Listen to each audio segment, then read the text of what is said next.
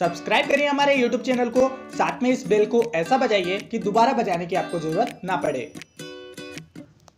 Hello guys, this is Yash and welcome to funny GK tricks. तो आज हम लोग पढ़ने वाले हैं कि जो मगध साम्राज्य था उसका उदय कैसे हुआ और इसमें प्रमुख जो वंश आते हैं आपके हर्यक वंश, शिशुनाग वंश और नंद वंश। तो ये इनिशियली शुरुआती के वंश थे, तो इनको हम लोग देखेंगे। तो ये काफी इंपॉर्टेंट लेक्चर रहेगा आपके लिए, तो पूरा देखिएगा ताकि आपको अच्छे से समझ में आ सके।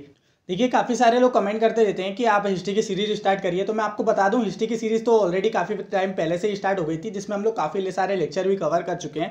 जैसे कि हम लोग प्रागैतिहासिक काल को भी कवर कर चुके हैं। इससे पहले हम लोगों ने जो है प्राचीन इतिहास के स्रोत को पढ़े थे, उनको 2 पार्ट्स में वो वीडियोज़ हैं, तो वो आप देख लीजिएगा। जिसके बाद हम लोगों ने प्रागैतिहासिक काल को अच्छे से पढ़ा था, देन हड़प्पा सभ्यता और वैदिक काल, और जो भारतीय प्राचीन धर्म है और दर्शन है, जिसमें आपके जैन धर्म, बौद्ध धर्म, वैष्णव धर्म आपके आते हैं। तो ये सारी चीज़ हम लोग जो है कवर कर चुके हैं। और जो हमारा फिर फाइनली महाजनपद काल, जिसमें हम लोग 16 महाजनपद को डिटेल में अच्छे से डिस्कस करा था, क्या क्या उनकी इंपॉर्टेंट फैक्ट वगैरह हैं, वो सारे इसमें डिस्कस करे हुए थे। और इन्हीं महाजनपद में से एक प्रमुख महाजनपद आता है जिसका नाम है मगध। तो ये जो मगध है, ये मगध के बारे में ही आज हम लोग बात करने वाले हैं कि इसमें कौन कौन से राजा आए थे, कौन कौन से वंश आए थे जिन्होंने इसमें राज करा था। देखिए, जो मगध है ये सबसे ज़्यादा इंपॉर्टेंट है। आपका जो पूरा इतिहास है ना, प्राचीन इतिहास, वो मगध के ही आसपास घूमेगा। ओके, तो चलिए अब हम लोग इसको स्टार्ट करते हैं। तो हमारी इंडियन हिस्ट्री की एक बार जो पूरी क्रोनोलॉजी है, यानी कि जो कालक्रम है, उसको रिवाइज कर लेते हैं। देखिए, ये रिवाइज करना इसलिए जरूरी है क्योंकि हमारा जो इतिहास में सबसे ज़्यादा कंफ्यूजन रहता है वो घटनाओं को लेकर ही होता है। जब हम लोग किसी राजा या किसी घटना को सुनते हैं ना, तो उसका जो हमें डेट याद नहीं रहती है या उसका क्रम याद नहीं रहता है, जिसके कारण हम लोग कंफ्यूज होते रहते हैं। तो एक सीक्वेंस अगर हम लोग को मालूम होगा कि किसके बाद क्या क्या आया, तो हमको काफ़ी जो कंफ्यूजन है वो दूर हो जाएंगे। ओके, तो देखिए, सबसे पहले जो है आया था हमारा जो भारत का इतिहास है, हम लोग इसको 3 पार्ट्स में देख लेते हैं। प्रागैतिहासिक काल यानी कि प्री हिस्टोरिक एज, आधे ऐतिहासिक काल यानी कि प्रोटो हिस्टोरिक एज, और जो हमारा ऐतिहासिक काल है यानी कि हिस्टोरिक एज। 3 पार्ट में हम लोग इसको क्लासीफाई कर सकते हैं। और जिसमें हमारा जो प्रागैतिहासिक काल है, प्रागैतिहासिक काल को फिर हम लोग जो है 3 पार्ट्स में डिवाइड करेंगे, जिसमें पूरा पाषाण काल होगा हमारा, और मध्य पाषाण काल और नव पाषाण काल होगा। ओके, तो देखिए, ये जो इसका पूरा पाषाण काल है, इसका जो काल है अज्ञात काल से लेके 8000 ईसा पूर्व तक इसका काल रहा है। अज्ञात काल में आप ले सकते हैं जब जो है फर्स्ट जो आपका चिंपैंजी है वो 2 पैर में खड़े होकर चलना स्टार्ट करा था, जिसका नाम ऑस्ट्रेलोपिथेकस था। तो इसके बारे में मैं डिटेल में बताया हूँ कि कैसे कैसे इन लोग माइग्रेट करे थे, कैसे इनने सभ्यता वगैरह बसाई थी, और फाइनली जो हमारे सिंधु घाटी सभ्यता तक ये लोग पहुंचे थे। ओके, तो आप वो वीडियो को देख लेना, वो आपको ऑस्ट्रेलोपिथेकस से होमोसेपियन तक और जो पूरा प्रागैतिहासिक काल है अच्छे से क्लियर कर देगी। देन हमारा मध्य पाषाण काल आता है, जो कि 8000 ईसा पूर्व से लेके जो है हमारा 4000 ईसा पूर्व तक चला था। फिर हमारा नव पाषाण काल आता है, जो कि 4000 ईसा पूर्व से 2500 ईसा पूर्व तक चला था। ओके, देन हमारा आता है आधे ऐतिहासिक काल, जिसमें हमारी ब्रोंज एज और आयरन एज आती है, यानी कि लोह युग और कांस्य युग आता है। कांस्य युग में जैसे आपकी सिंधु घाटी सभ्यता आ जाती है, तो ये 2500 ईसा पूर्व से लेके जो है 1500 ईसा पूर्व तक चली थी हमारी सिंधु घाटी सभ्यता। देन जो हमारी वैदिक सभ्यता है, वैदिक सभ्यता 1500 ईसा पूर्व से लेके जो है 600 ईसा पूर्व तक चली थी। और वैदिक सभ्यता को फर्दर हम लोग 2 पार्ट्स में डिवाइड कर सकते हैं, जो है हमारा ऋग्वैदिक काल और उत्तर वैदिक काल। उत्तर ऋग्वैदिक काल जो चला था हमारा 1500 ईसा पूर्व से लेके 1000 ईसा पूर्व तक चला था, और जो हमारा उत्तर वैदिक काल था वो 1000 ईसा पूर्व से लेके 600 ईसा पूर्व तक चला था। देन फिर हमारा आता है ऐतिहासिक काल। ऐतिहासिक काल को हम लोग 3 पार्ट्स में डिवाइड कर सकते हैं, प्राचीन भारत का इतिहास, और जो हमारा मध्यकालीन भारत का इतिहास है, और जो हमारा आधुनिक इतिहास है। 3 पार्ट्स में हम लोग बात करेंगे। और जिसमें प्राचीन भारत का इतिहास जो रहा है हमारा 600 ईसा पूर्व से लेकर 712 ईसा पूर्व तक रहा है। मध्यकालीन इतिहास जो है हमारा 712 से स्टार्ट हो जाता है और लगभग जो हमारी 1857 की क्रांति है वहाँ तक चलता है। और जो हमारा आधुनिक भारत का इतिहास है वो 1857 की क्रांति के बाद से आपका स्टार्ट हो जाता है। हालांकि स्टार्ट तो काफ़ी पहले से हो जाता है, जब अंग्रेज की कंपनी आती है, पुर्तगाली कंपनियाँ, डच फ्रांसीसी कंपनी आती है, वहाँ से भी जो है इसका शुरुआत मानी जाती है। हम लोग जो है उसको भी अच्छे से कवर करेंगे। ओके, तो हमारा ये जो प्राचीन भारत का इतिहास है, इसको हम लोग जो है और आगे क्लासीफाई कर सकते हैं, जैसे कि महाजनपद काल में। तो महाजनपद काल को भी हम लोग ऑलरेडी कवर कर चुके हैं, और इसी के टाइम में जो है हमारी जो 6वीं शताब्दी है, इसी टाइम में जो है हमारे धर्म आए थे, जैन धर्म, बौद्ध धर्म, वैष्णव धर्म। जैसे कि मैं आपको बता दूं, हम लोग जो है सिर्फ 2 ही वीडियो कवर करें धार्मिक में, जो कि जैन धर्म है और बौद्ध धर्म, इसको डिटेल में कवर करें। देखिए, इसके अलावा जो है और धर्म आते हैं, आपके वैष्णव धर्म हो गए, जैसे शैव धर्म हो गए, और आपके ईसाई धर्म, पारसी धर्म, यहूदी धर्म। तो ये सारे धर्म जो आते हैं, और आजीविका, ये सारे जो दर्शन है, ये सारे मैंने अभी इसको कवर नहीं करा है, उसको स्किप कर दिया है। वो स्किप इसलिए कर दिया, ईजी है, उससे क्वेश्चन भी कम आते हैं, वो इतना ज़्यादा इंपॉर्टेंट नहीं है। तो आप उसको क्या करना, एक बार पढ़ लेना। अगर आपको उसमें कोई दिक्कत होती है तो आप कमेंट कर दीजिएगा, मैं उस पर भी वीडियो बना दूंगा। ओके, तो उतना बड़ा इश्यू नहीं है। जो हमारा इंपॉर्टेंट है सबसे पहले हम लोग उसको कवर करते जाते हैं। और देखिए इसके बाद जो है हम लोग बात करते हैं मगध साम्राज्य के बारे में, जो कि 600 ईसा पूर्व से लेकर 300 ईसा पूर्व तक चला था। तो फाइनली आज हम लोग इसी के बारे में बात कर रहे हैं, यानी कि जो आज का कालक्रम है हमारा वो 600 से लेकर हमारा 300 ईसा पूर्व तक चलेगा। ओके, तो इसको फाइनली आप लोग देख लेना। जो हम लोग हैं हर्षवर्धन तक जो है हमारा प्राचीन इतिहास खत्म हो जाएगा। ओके, ये जो पूरे महाजनपद है इनको एक नज़र आप देख लीजिए, जिसमें अंग आता है। अंग की राजधानी चंपा थी और इसके जो राजा थे वो थे ब्रह्मगुप्त। ओके, फिर आए मगध। मगध के जो राजा थे आपको बिंबिसार और अजातशत्रु देखने को मिलेंगे। काशी के देखने को मिलेंगे कौशल, और कौशल के अधीन था ये। और ये कौशल के जो थे प्रसन्नजीत थे।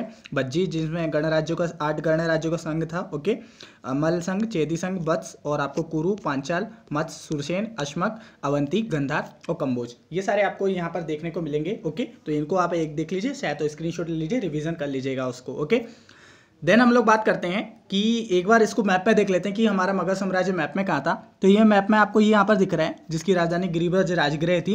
यहाँ पर आपका मगध है, यहाँ पे काशी, आपका कौशल, ये भज्जी और मल और अंग रहा आपका, ये बत्सरा, चेदी, और जो अस्मक था ये एक ही ऐसा था जो उसकी साउथ में था, ये वाला महाजनपद।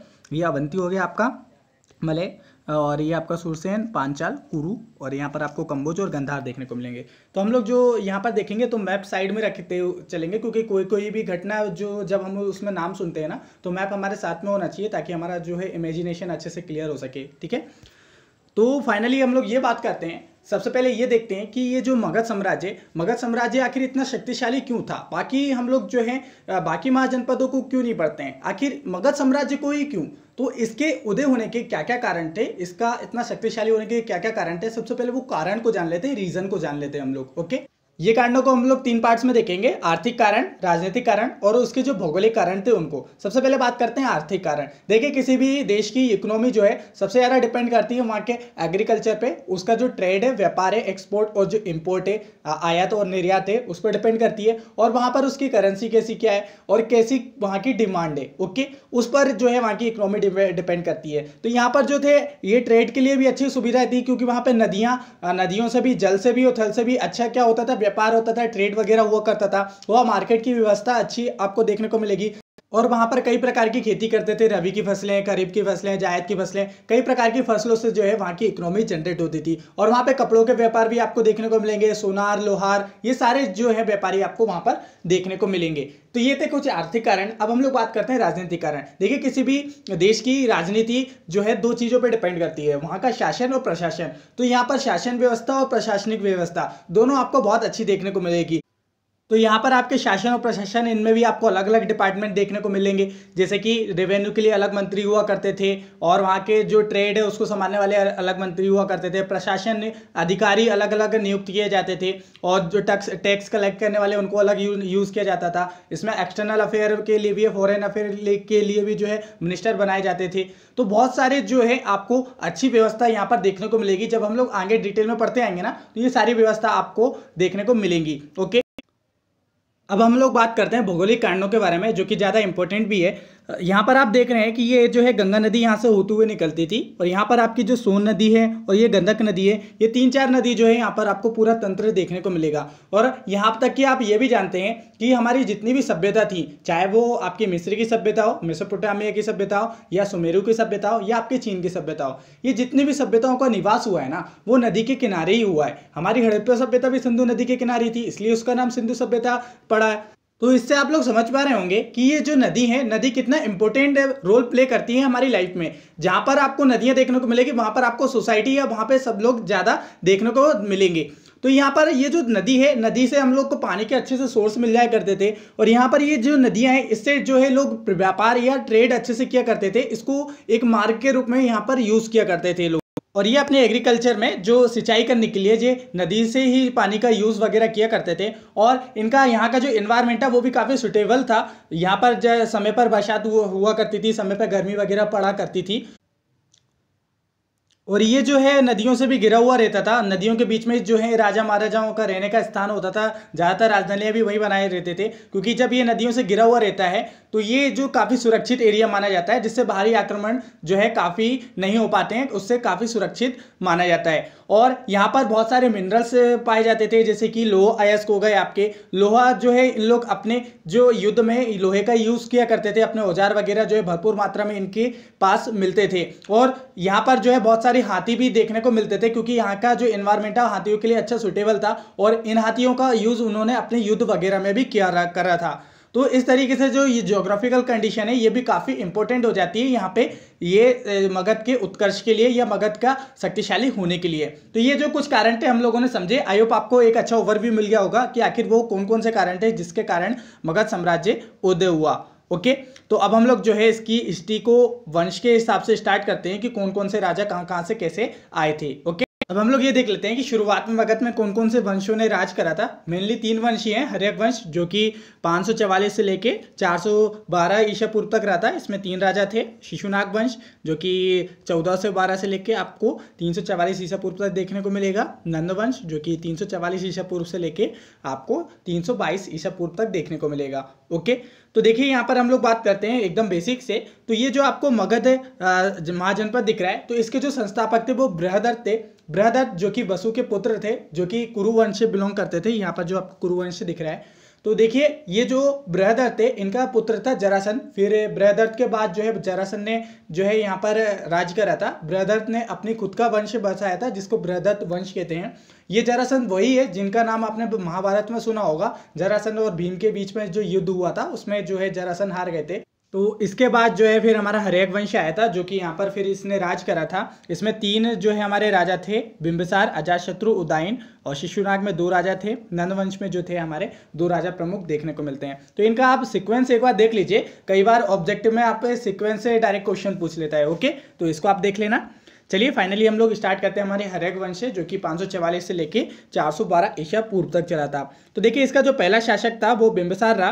तो ये इसका प्रथम शासक था, और इसका जो शासनकाल रहा था वो 544 से लेके जो है 492 तक ईसा पूर्व तक रहा था। देखिए प्रारंभ में जो है ना इसने अपनी राजधानी गिरिब्रज को बनाया था। बाद में जो है इसने राजगृह को अपनी राजधानी बना लिया था। तो यहाँ पर ये जो है आपको राजगृह दिख रहा है। तो जो भी नाम आएगा उसको हम लोग मैप में भी देखते जाएंगे, जिससे आपको अच्छे से समझ में आ सकेगा। बिंबिसार जो था वो अपनी शक्ति बढ़ाने के लिए वैवाहिक व जो मैत्रीपूर्ण संबंध है उस पर ज़्यादा भरोसा करता था, उस पर ज़्यादा बल दिया करता था। मद्र देश की राजकुमार थी क्षेमा और खेमा। ये मद्र देश कहाँ पर है? मद्र देश जो है आपको यहाँ पर जो पाकिस्तान में पंजाब है वहाँ पर आपको देखने को मिलेगा। तो यहीं की राजकुमारियों से उन्होंने विवाह किया था। बिंबिसार की ये जो पत्नी थी क्षेमा और खेमा, ये बाद में जाके क्या कर दिया था, इन्हें बौद्ध धर्म में धारण कर लिया था और बौद्ध भिक्षुणी बन गई थी। यहाँ पर आपने मद्र देश का नाम सुना है ना। आपने महाभारत में जो पांडव थे, पांडव में सबसे छोटे जो थे नकुल और सहदेव, उनकी जो माता का नाम था वो था माद्री। माद्री जो कि वो भी क्या थी, मध्य देश की क्या थी, राजकुमारी थी। ओके, तो ये भी आपको ध्यान रखना चाहिए। बिंबिसार का अवंती के शासक चंड प्रगोत के साथ जो है मैत्रीपूर्ण यानी कि जो फ्रेंडली रिलेशन थे। तो ये अवंती कहाँ है? अवंती आपको यहाँ पर देखने को मिलेगा, उज्जैन साइड। ओके, एक बार क्या हुआ था, जो चंड प्रगोत थे इनको पांडु रोग से ग्रस्त हो गए थे, और तब बिंबिसार जो थे उन्होंने अपने राजवेद जिनका नाम था जीवक, उनको इनके इलाज के लिए उज्जैनी भेजा था, जो कि इनके फ्रेंडली रिलेशन को अच्छे से रिप्रेजेंट करता है। तो देखिए जो ये बौद्ध धर्म का अनुयायी था, बौद्ध धर्म इसने धारण कर लिया था। ओके, और ये बिंबिसार ने अंग पर आक्रमण कर यहाँ के जो शासक है ब्रह्मगुप्त, उसको पराजित करके उसका क्या कर दिया था, वध कर दिया था, और अंग को क्या है मगध में मिला लिया था। तो ये जो थी ये मगध की प्रथम विजय थी। अंग कहाँ पर है आपका? अंग आपका ये बांग्लादेश और थोड़ा सा पश्चिम बंगाल साइड आपको देखने को मिलेगा। देखिए अंग का उल्लेख आपको महाभारत में भी देखने को मिलता है। आपने अंगराज कर्ण का नाम सुना होगा ना। तो जो कर्ण थे वो कहाँ के राजा थे? वो अंग प्रदेश के ही थे। ओके, तो ये आपको महाभारत में भी देखने को मिलेगा, याद रखना आप लोग इसको। अब हम लोग अगले राजा के बारे में बात करते हैं, जो थे अजातशत्रु। इनका जो कार्यकाल रहा था वो 492 से ईसा पूर्व से लेके 461 ईसा पूर्व तक रहा था। तो अजातशत्रु ने अपने पिता बिंबिसार की हत्या करके जो है गद्दी प्राप्त करी थी। ये वाला जो वंश है हर्यक वंश, ये पितृहंसा वंश के नाम से भी जाना जाता है। क्यों जाना जाता है? क्योंकि इसमें जो इनके पुत्र हुआ करते थे राजा, वही उनकी हत्या करके गद्दी पर बैठ जा करते थे, इसलिए इसको पितृहंसा जो है वंश कहा जाता है। ओके, देखिए मगध का शासक बनने से पहले ये जो है ना अंग का गवर्नर था। अंग कहाँ पर आपको ये दिख रहा है, यहाँ का क्या था पहले, ये गवर्नर था। अजातशत्रु का जो है प्रथम युद्ध कौशल नरेश जो प्रश्न जीते। कौशल कहाँ पर आपको देखने को मिलेगा, कौशल यहाँ पर आपको ये लुम्बिनी जो आपको नेपाल साइड है वहाँ पर देखने को मिलेगा। ओके, तो देखिए ये जो इन दोनों के बीच में दो युद्ध हुए थे, दोनों में से एक बार अजातशत्रु की विजय हुई थी, एक बार प्रसेनजीत की विजय हुई थी।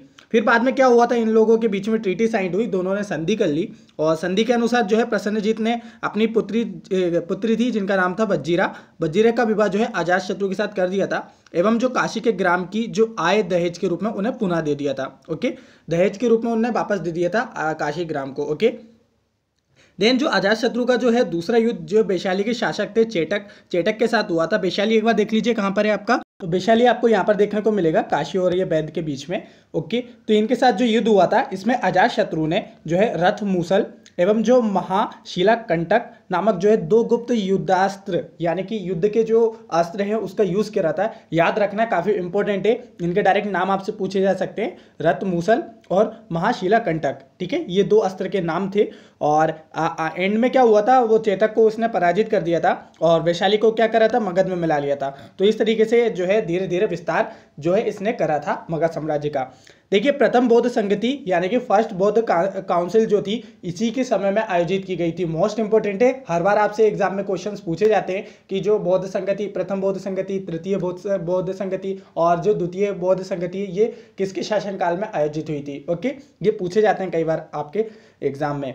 तो ये कहाँ पर हुई थी, ये आपके राजगृह में इसका जो है बौद्ध काउंसिल हुई थी और इसी के समय में जो है महावीर स्वामी और जो बुद्ध भगवान है दोनों की मृत्यु हो गई थी। किसके शासनकाल में हुई थी, अजातशत्रु के शासनकाल में हुई थी। इसने बुद्ध के भस्मावशेष पर जो है राजगृह में स्तूप का निर्माण करवाया था। याद रखना है, पूछा जा सकता है। इसके बाद जो इसका बेटा आया था उदयन का जो शासनकाल रहा था वो 461 ईसा पूर्व से लेकर 445 ईसा पूर्व तक रहा था। इसने भी अपने पिता की हत्या करके खुद राजगद्दी पर बैठा था। इसके लिए एक इंपॉर्टेंट पॉइंट है, इसमें आपको याद रखना है कि इसने जो है अपनी राजधानी राजगृह से बदलकर जो है पाटलिपुत्र रख दी थी। तो राजगृह यहाँ पर है, यहाँ पर फिर उसने क्या कर दी थी, पाटलिपुत्र को अपनी राजधानी बना दिया था, यानी कि जो वर्तमान में पटना है उसको। ओके, तो इसको ध्यान रखना है आप लोग को। इसके बाद आता है हमारा शिशुनाग वंश जो कि 412 ईसा पूर्व से लेके 344 ईसा पूर्व तक चला था।